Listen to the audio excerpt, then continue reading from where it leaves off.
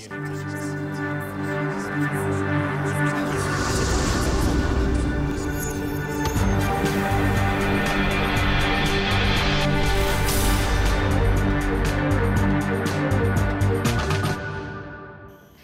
I'm Cheryl Fox. Welcome to our series, Friends for a Better World. This week, we head to Indonesia to meet Singaporean social entrepreneurs extending a hand of friendship while doing good. First up, a young man who's turned his attention to the untapped potential of agriculture to provide a more fruitful living for the villagers in Bogor.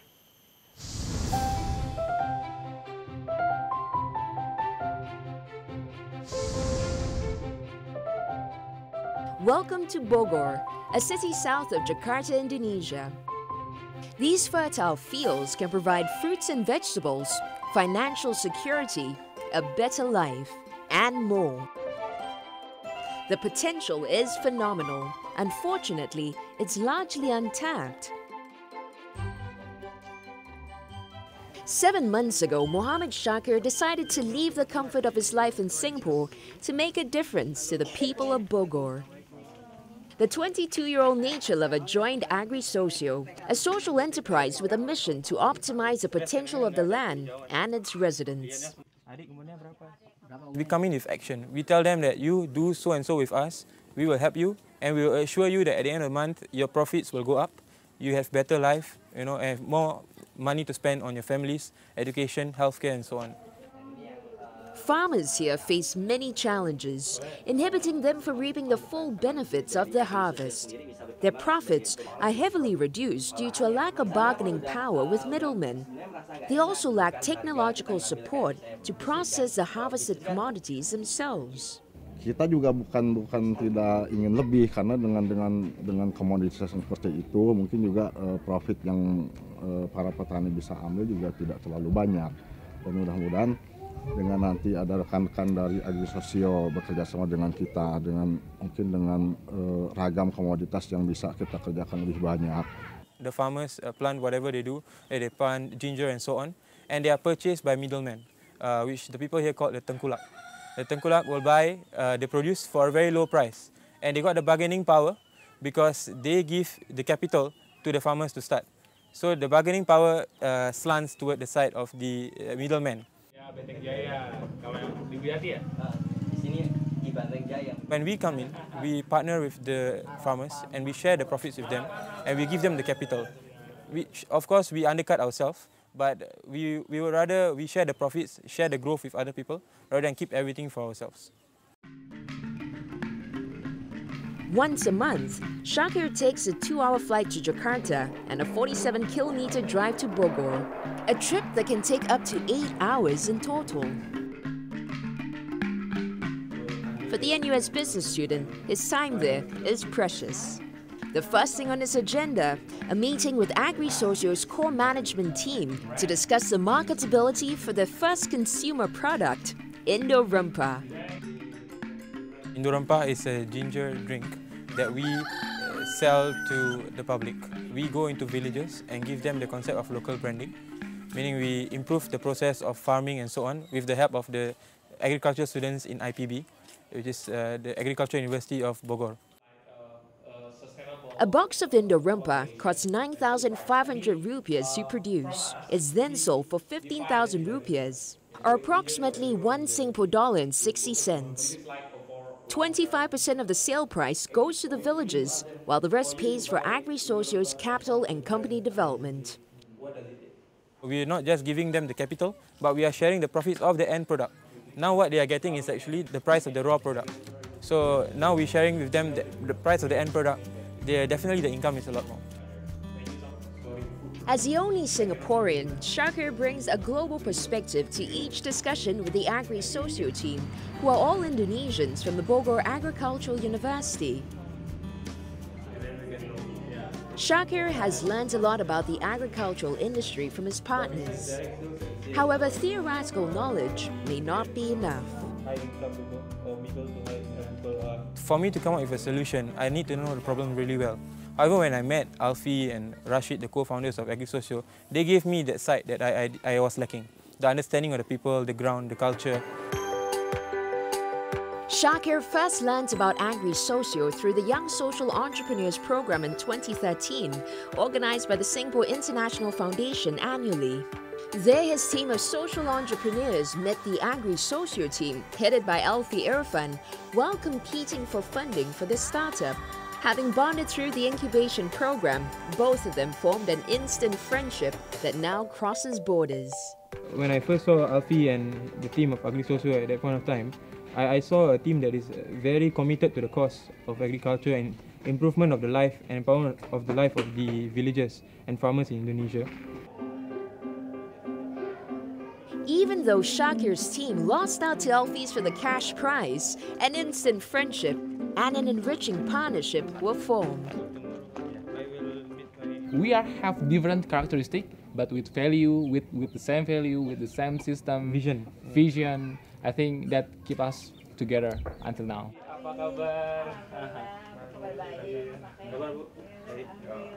Very hard to see Alfie angry. Are you sure? Yeah. It's very hard to make him angry. So I think that's very important as an entrepreneur, to be always stable emotionally and mentally, because you are managing not only your business but also people in your business.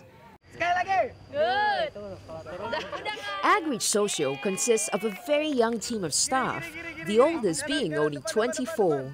Alfie and his team hope to turn their youthful enthusiasm into inspiration for the less privileged youths in the villages. We also see a lot of youth in that village do not have a very optimistic for the bright future. So we see that if we can build the optimistic in that village, if we can associate young generation and give some perspective to them to change their village, I think this is great. We can improve our economy. Empowered by industrial equipment and production knowledge, villagers now have the capacity to produce a box of Indo-Rumpa themselves. Their monthly income has also seen about a 50% increase due to AgriSocio's profit-sharing agreement with them. Saya sangat dengan adanya kerjasama dengan rekan-rekan dari AgriSocio, saya sangat gembira sekali. Dan insya Allah dengan sekuat apa yang bisa saya bantu, insya Allah saya bantu, karena saya sangat yakin apa yang mereka rencanakan, apa yang mereka cita-citakan untuk pemberdayaan masyarakat kita. I always feel attachment to the ground, to the food that I eat, and to the people, because I realize that the sense of appreciation and gratefulness is very high, and the respect for each other. How they greet you, although they don't know them. I enjoy such interactions with the people, which I think I don't get when I conduct my life in the city. Coming up, we continue with Shakir and Alfie's journey, and we see their friendship spread to the rest of the community. Stay tuned.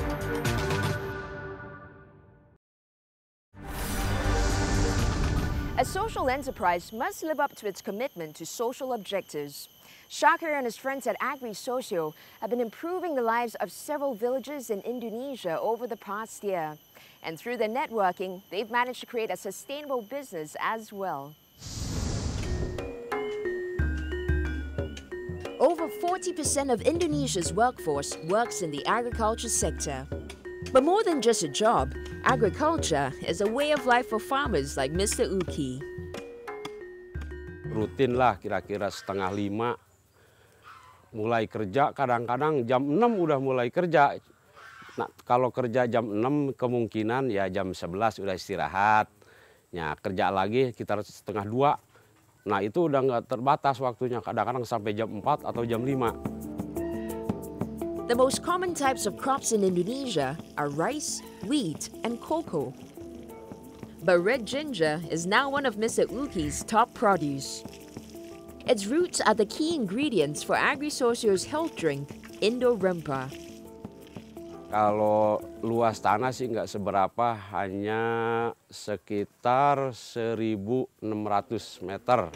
Ya untuk sementara ya nanam jahe sama singkong, sama umbi-umbian dah yang lain gitu ada. Kalau masalah capek sih itu udah memang resikonya. Yang penting capek tenaga, jangan capek pikiran aja begitu. Farm work is no walk in the park. Temperatures can reach up to 38 degrees Celsius, and the bare landscape offers little reprieve from the scorching sun.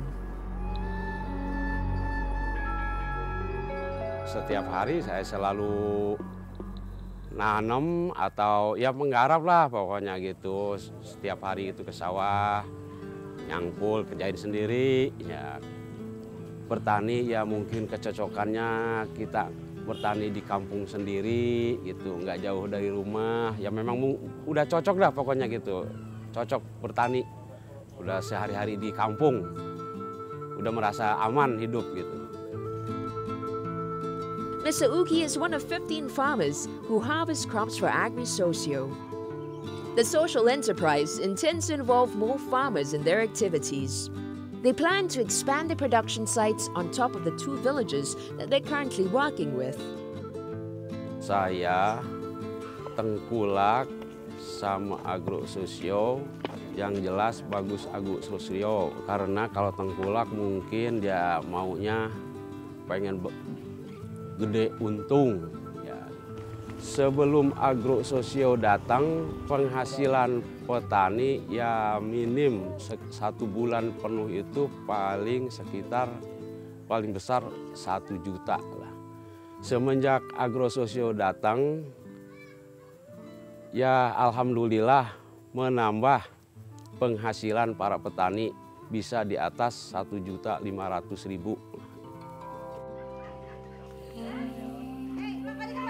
The farmers are also faced with an age-old quandary. The village women were treated only as housewives, so they were not working to earn any income.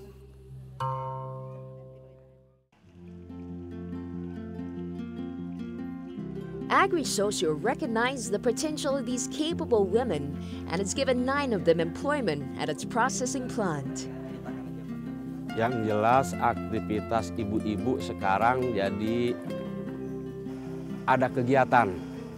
Kalau dulu nggak ada, semenjak AgriSocio ada, ibu-ibu ada kegiatan. Ya ada masukan juga. Some housewives need to stay at home to take care of the kids. And so we built the processing plant in Benteng village very close at the heart of the village. So that the housewives need not travel too far from their houses to work with AgriSocio.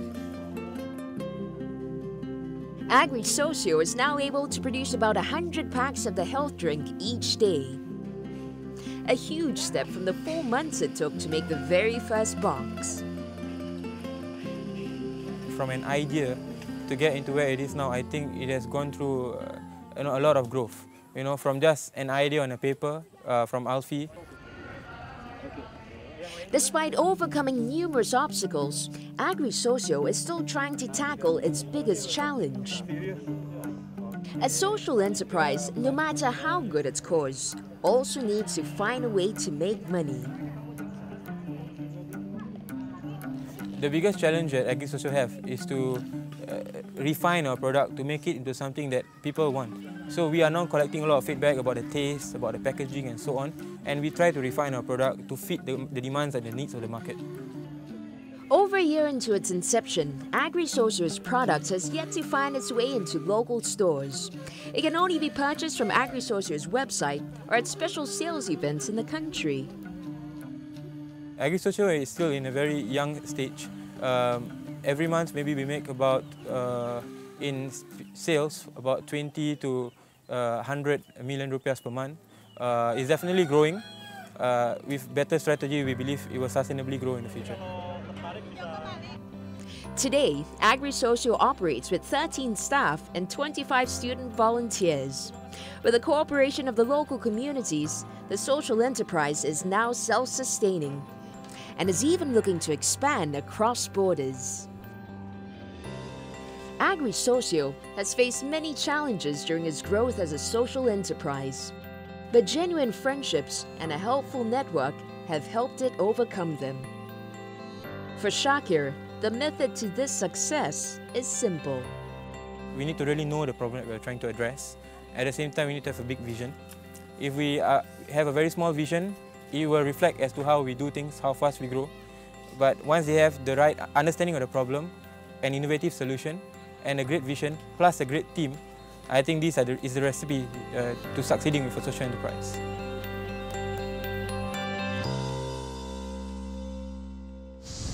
After the break, we head to a new city to meet another Singaporean with a vision for kindness. We'll be right back.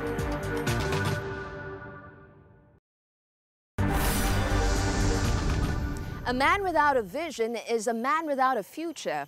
18-year-old Elijah Ng was inspired by this quote to find his vision for kindness. This is his story. Medan, Indonesia. A bustling city, the fourth largest in the country. It's rich in sights and sounds. But its vivid shapes and colors escape this 15-year-old. Nama saya Hana Berginting, kelas 10 IPS 2. Sekolah saya SMA Negeri 1 Kutalim Baru. Umur saya 15 tahun. Masalah dalam mata saya rabun jauh, nggak bisa kelihatan dari jauh gitu. There's a simple solution to Hannah's problem, of course, spectacles.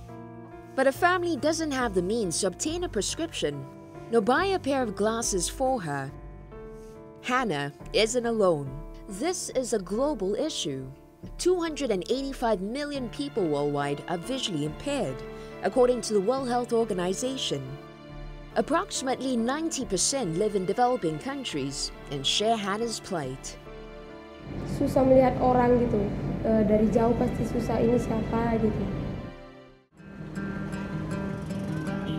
According to the World Health Organization, an estimated 19 million children below the age of 15 are visually impaired. Each with an enormous potential to contribute to society, but constrained by their weak vision. 18-year-old Elijah Ng knows their dilemma and is here today with a solution. So today I'm in Medan. Basically it's for Project Vision, started by Out With a Heart, my social enterprise that I started when I was 13 years old. So what Project Vision does is that it just provides prescription glasses to children suffering from myopia. Art With a Heart started as a pushcart stall in Vivo City in 2009. It sold art materials and provided a space for customers to paint. Part of the proceeds went to social causes, such as Haircut with a Heart, and eventually the first Project Vision in Medan in 2012. Elijah's interest in social work was sparked at a young age. So at 10 years old, I went to Jakarta, and I just thought to myself, Jakarta is the capital, right? So it shouldn't be that bad, Jakarta got poor people, can't be lah. However, the sight of extreme poverty triggered his vision for kindness. I saw that there are so many other poor people in the world, less fortunate than us in Singapore. And I started asking myself a lot of why. So at 10 years old, you have a kid's why. Yeah, it's a why that never ends. Currently, the Singaporean is pursuing a business degree at the Singapore Institute of Management. Taking notes and reading a textbook is second nature to him, but not for Project Vision's beneficiaries. I go to in front of and I write. My teacher write in blackboard. I'm copy. Kadang saya yang ke depan, kadang saya yang copy sama teman saya gitu. Elijah collaborates with a local optic shop to administer the eyesight tests and to make the spectacles. The beneficiaries here sometimes receive second-hand spectacles gathered from donations. Unfortunately, because these lenses are not customized, they usually can't help solve their visual problems. It might be good for their eyes, but on the other hand, it might also make their eyesight worse. And so what basically I do is that I just want something that is more or less like catered to them, something that is made for them specifically and is customized for their eyes. And so this will also help to make their eyesight better, hopefully can improve. And then because of that, they can also go to school, they can study, they can read and write. The price of each pair of glasses is just over 100,000 rupiahs, or about 11 Singapore dollars. But the cost is not the main challenge for Elijah. The biggest challenge is not the money, but it's about working with someone else overseas. Because a lot of times when you work with somebody else, usually maybe they want something out of it. But what's nice is that when I came to Medan this time around, I managed to tie up with a local church. And they really have a heart for helping people. And so because of that, we both have something in common. I want to help people, they have a heart to help people as well. We just connected instantly like that. Elijah partners with a local church to identify beneficiaries. Together, their local network has helped 164 people during this trip. Doing social work is never easy when you're like my age, or even if people that are not even my age. I would say that if you really want to do it and you have a heart for doing it, you will find time to do it. Project Vision culminates in an energetic youth service at the local church. Elijah also chimes in with advice for these budding leaders of tomorrow. My philosophy behind doing everything, and even in life, was to do good and to do well. Because a lot of people, they do well in business, they do well in school, they do well in every aspect of their life, but they forget to do good, which is to give back to the society and to give back to other people. Karena pasti udah bisa nampak jarak jauh, udah bisa lihat jauh lagi, udah lebih jelas lagi dan mengerti lagi. And then hopefully with all these, when they grow up, right, they will be able to remember that, you know, many years ago, there was like a koko that came to help me. And now that when I am grown up and I am successful, I want to give back. Because that's the whole thing about social entrepreneurship, is about giving back. And not only giving back, we like to pass the message on to other people to give back as well.